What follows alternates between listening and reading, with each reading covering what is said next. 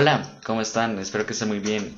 Hoy en este video barra exposición les vamos a hablar sobre la gestión de proyectos y cómo podemos mejorar esta. Así que sin nada más que agregar, comencemos. Hola, antes de entrarnos a ver qué es la gestión de proyectos, vamos a ver un poco sobre la historia y cómo se desarrolló la gestión de proyectos a medida del tiempo.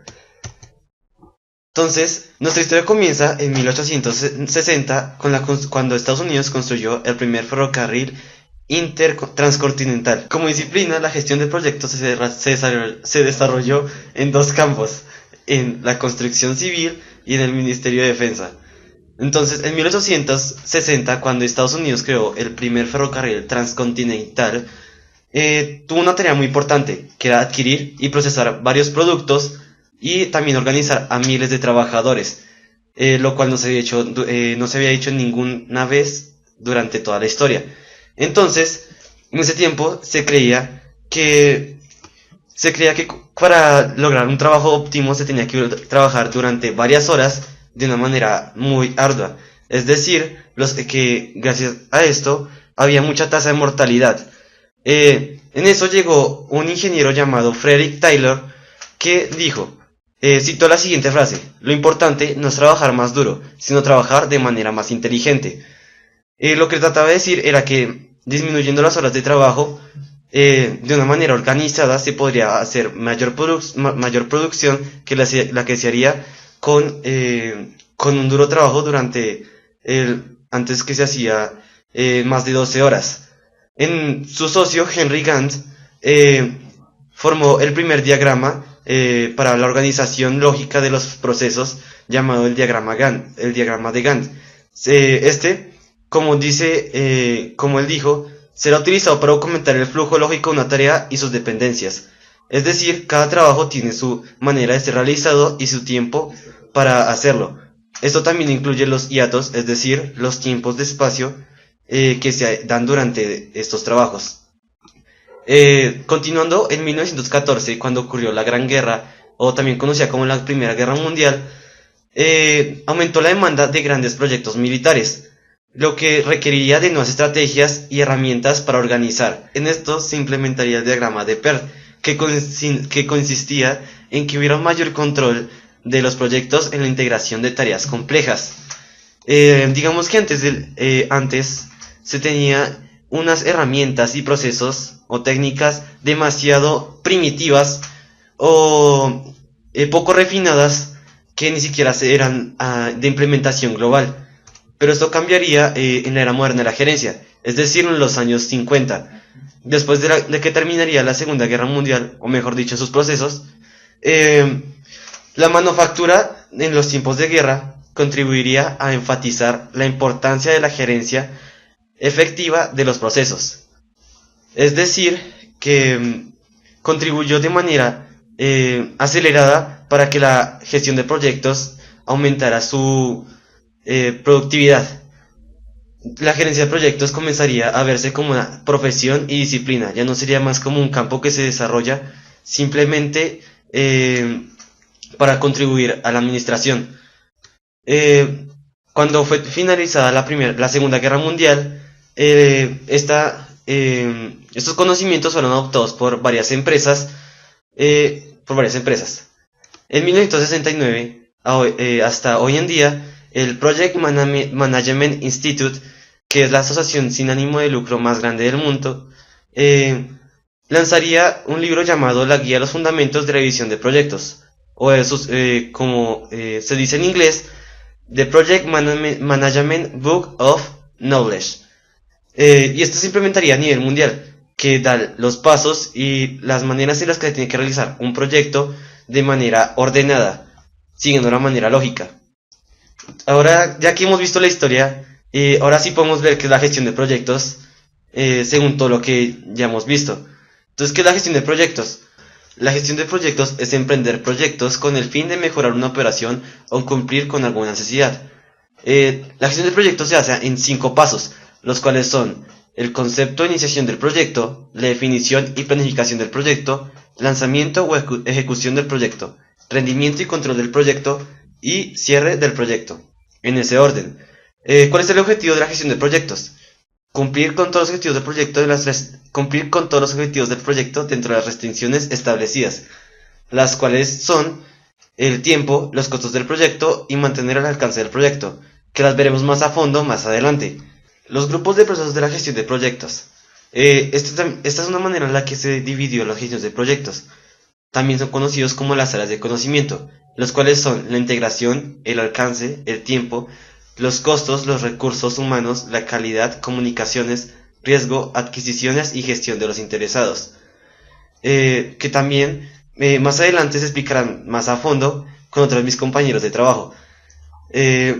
Digamos, de manera ordenada, la gestión de proyectos consiste en la organización, la ejecución, el manejo del tiempo, el control de los procesos, la estrategia que se va a tomar, el desarrollo de estas estrategias, el monitoreo de las estrategias, el análisis si se está haciendo bien o no, y los procesos. Los grupos de procesos también se dividen en 5 ramas. Las 5 ramas son el grupo de iniciación, el grupo de planeación, el grupo de ejecución y el grupo de monitoreo y control y el grupo de cierre.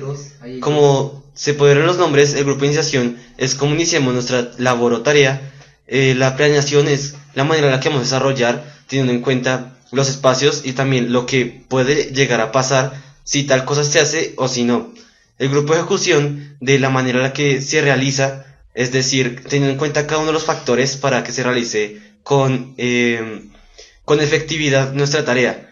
Y el grupo de monitoreo y control, que sería estar al pendiente de que todo se cumpla tal y cual lo acordado.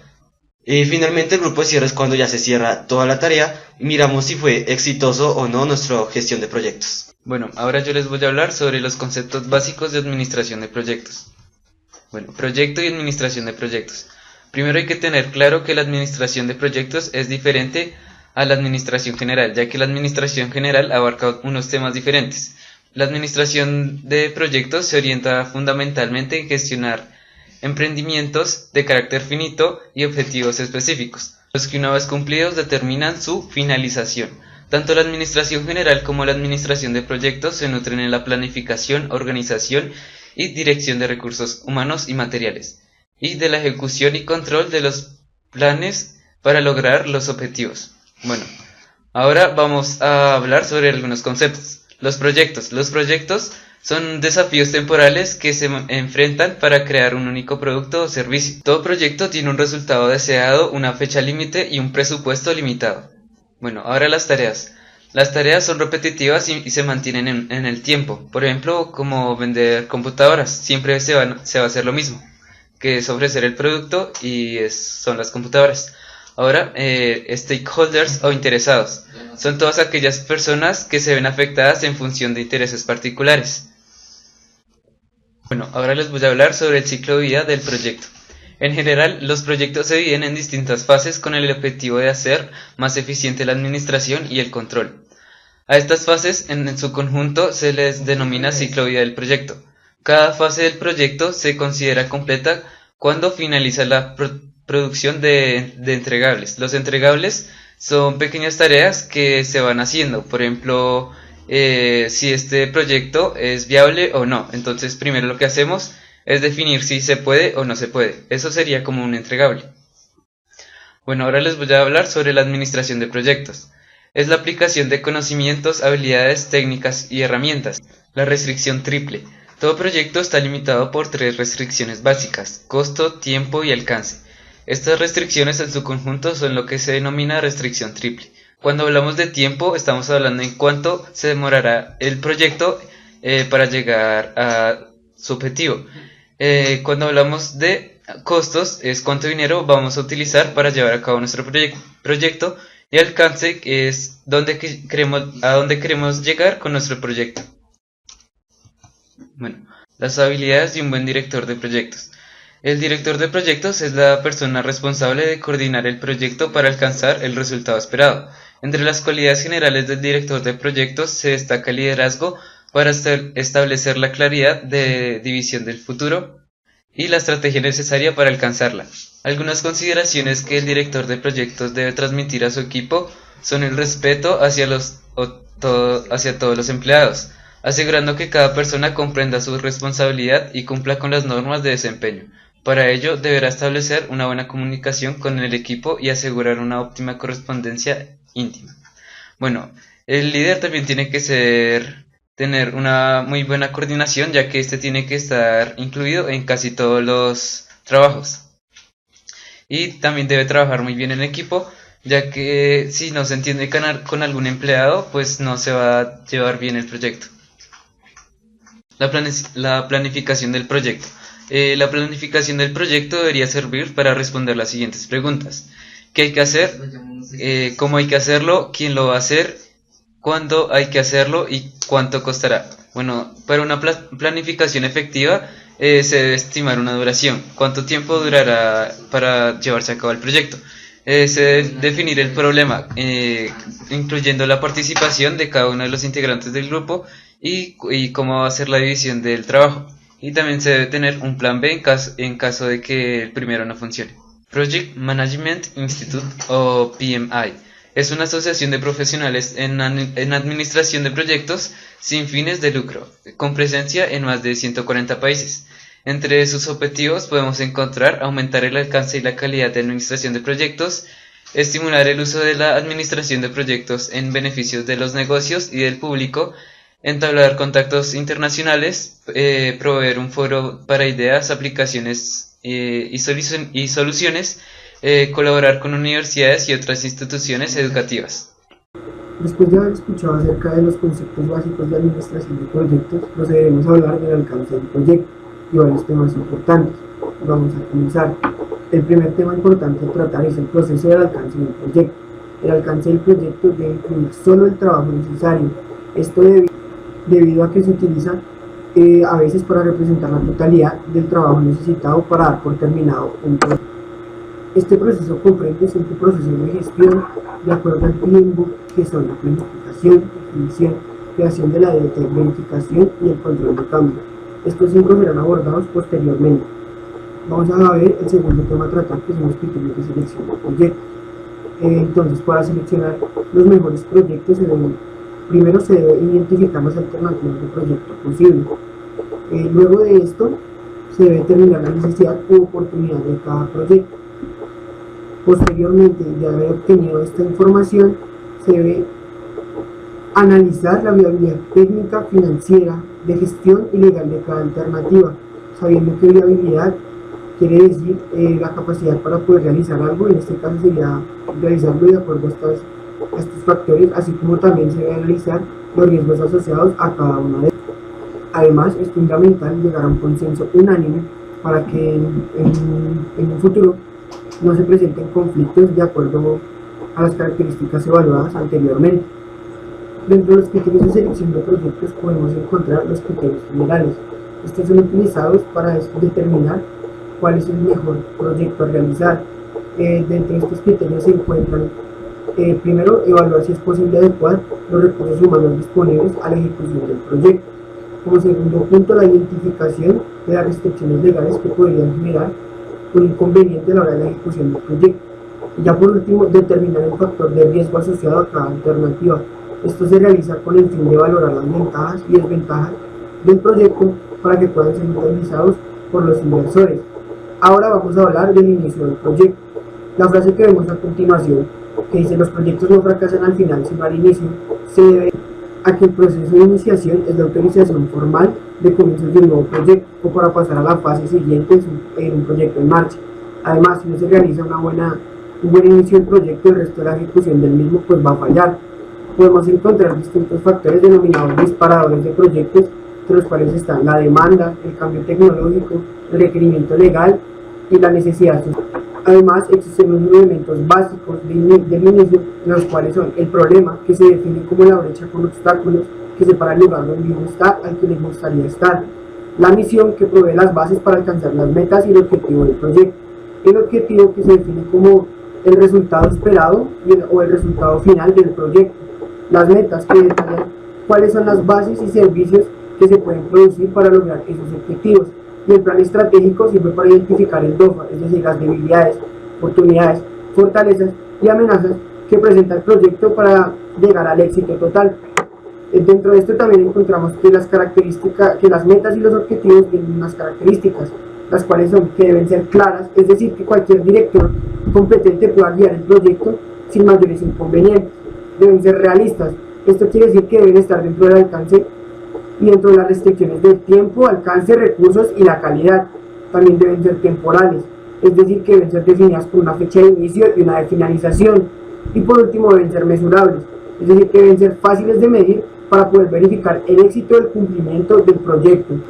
También es importante en este caso hablar del Project Charter. El Project Charter es un documento en el cual es emitido con el propósito de autorizar al director del proyecto a usar los recursos de la organización para empezar a realizar las tareas. A su vez, este documento identifica el proyecto y su importancia para la organización.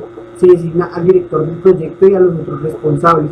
Se determinan los rangos de autoridad y responsabilidad y se establece el control del presupuesto, además de autorizar al director a comenzar con las tareas para su implementación. Ahora vamos a hablar del alcance del proyecto contra el alcance del producto. Entonces, el alcance del producto se refiere a las características y funciones del bien o servicio que se habrá de entregar. Por el contrario, el alcance del proyecto es un concepto mucho más amplio en donde determina o se refiere al trabajo necesario para lograr el objetivo del proyecto. De esta forma podemos decir que el alcance del producto está dentro del alcance del proyecto. Vamos ahora a hablar de voy a explicar ahora los 5 procesos de gestión que ya fueron mencionados anteriormente. Entonces los primeros 2 son la planificación y la definición del alcance. Entonces vamos a primero explicar el primero. La planificación consiste en la programación y estimación del orden de prioridades de las actividades necesarias para alcanzar unos objetivos y respondiendo a unas incógnitas tales como cómo se definirá, verificará y controlará el alcance del proyecto. Además se menciona cómo se creará la partición de la DDT. Ahora hablaremos del segundo proceso de gestión, el cual es la definición. En este se realiza a detalle el plan que se va a seguir. Dentro de este plan, se debe incluir lo siguiente: la justificación de la necesidad comercial de implementar el proyecto, la descripción del producto, una lista completa de los entregables con los subproductos que producirá el proyecto y unos objetivos que especifiquen los criterios cuantificables que debe alcanzar el proyecto. Todo esto con el fin de que este documento sirva posteriormente para tomar futuras decisiones en relación con el proyecto. También servirá para confirmar si los interesados están de acuerdo con el alcance del proyecto y para evaluar si el proyecto o alguna de sus fases ya ha terminado. Posteriormente a estas 2 etapas continúa la estructura de desglose del trabajo, o conocido como DDT, que es el tercer proceso de gestión, el cual se encarga de una descomposición jerárquica orientada al trabajo que será ejecutado por el equipo del proyecto para lograr los objetivos del mismo y crear los entregables requeridos, como es mencionado en el PM Book. En pocas palabras, el EDT dividirá el proyecto en menores partidas con el objeto de poder definir qué hay que hacer, quién lo hará, cuánto costará y cuánto se demorará. El EDT se realiza con el propósito de aumentar la precisión y la definición de organización de un proyecto. Además, esto posee unas características, las cuales son que por lo general en cada partida de la EDT se señala la organización o la persona que se va a hacer responsable de cada una de estas partes. Dependen del nivel de responsabilidad que puedan asignarse a cada persona y el nivel del control que se ejercerá sobre el proyecto. Hay que tener en cuenta que demasiados niveles de descomposición de la EDT pueden llevar al proyecto a un punto inmanejable. Y por último, es preferible que la partición de la EDT la hagan personas familiarizadas con las tareas que se van a ejecutar. Ahora vamos a hablar de los últimos 2 conceptos, que es la verificación del proyecto y el control de cambios. Entonces vamos a hablar del cuarto proceso, que es la verificación del proyecto. Este consiste principalmente en que el plan del proyecto y su definición vuelvan al cliente, a fin de que éste acepte formalmente las tareas a llevar a cabo. ¿Esto qué quiere decir? Pues que los entregables sean aceptados en el proyecto. En caso de que el cliente no esté de acuerdo con los entregables, se debe realizar un consenso nuevamente que llegue a ser unánime para mirar qué se debe cambiar y volver a hacer un consenso para que todo vuelva a estar normal y sean aceptados estas cosas. Ya por último, para finalizar, vamos a hablar del control de cambios, el cual consiste en revisar que en caso tal de que se vaya a realizar un cambio sea de la mejor manera y aporte lo necesario al proyecto. ¿Esto qué quiere decir? Que consiste en supervisar las solicitudes de un cambio, aprobar aquellos que son convenientes para este y ejecutarlos de la mejor manera y gestionarlos entre sí. El plan de control de cambios debe mínimo incluir los siguientes 3 puntos: un nivel de autorización requerido para realizar los cambios, el documento requerido y los procesos de comunicación en caso de cambios. Bueno, entonces vamos a mirar cómo podemos mejorar la gestión de proyectos y pues para primero saber mejorarla tenemos que tener claro la definición de gestión de proyectos. Entonces, miremos un pequeño resumen que podríamos decir que la gestión de proyectos tiene como finalidad la planificación, control y seguimiento de las acciones y recursos necesarios para desarrollar un proyecto. Y el control y seguimiento nos permiten conocer en todo momento qué problemas se producen para tratar de solucionarlos del modo más rápido y eficaz. Y para también recordar, un proyecto es un trabajo temporal destinado a la consecución de un objetivo concreto. O sea que básicamente la gestión de proyectos es la manera en que vas a controlar, dirigir, planificar, etcétera, un proyecto destinado a un objetivo. Bueno, y ya que tenemos claro la definición de gestión de proyectos, ahora preguntémonos, ¿cuál es la utilidad de un proyecto? Bueno, un proyecto nace de una necesidad y se orienta a la consecución de un resultado óptimo que satisfaga esa necesidad y que genere un cambio positivo o le genere un valor en la empresa o a lo que tú desees hacer con ese proyecto. O sea que en pocas palabras podríamos definir que la gestión de proyectos tiene la importante labor de definir los resultados que se pretenden conseguir y cómo hacerlos. Ahora miremos qué es un proyecto en el ámbito empresarial y esos proyectos pueden estar destinados al diseño de un nuevo producto o servicio y las variables que podemos usar para la utilidad de este proyecto es la confección de un presupuesto importante, o sea, cuánto dinero vas a necesitar o capital para formar este proyecto, un estudio de viabilidad, un ejemplo podría ser una inversión y un plan de optimización de costes o una nueva estrategia de marketing o un análisis de mercado. Listo, y ahora vamos a ver las claves para mejorar la gestión de proyectos.